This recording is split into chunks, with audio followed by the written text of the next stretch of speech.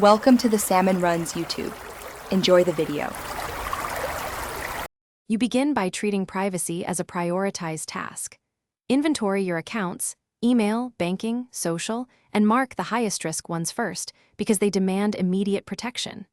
Next, install pending OS and app updates and turn on automatic updates so vulnerabilities close themselves.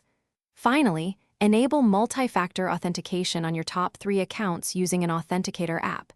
This stops many attacks cold. Once done, make sure you note recovery methods safely and move on to stronger access controls. You now harden access and protect stored data. Start a reputable password manager and create unique, complex passwords for every account to prevent credential reuse. Sync carefully across devices.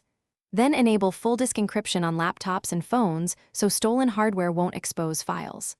Audit app permissions and revoke unnecessary access to camera, microphone, contacts, and location. This reduces data leakage.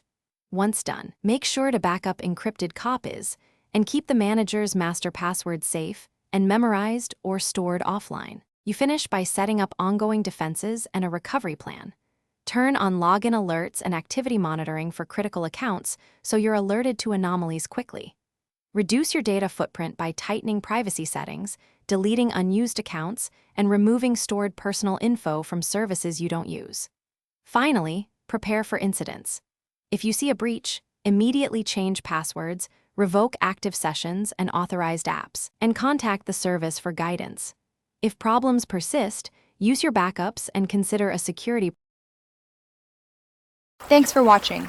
Consider subscribing if we helped you.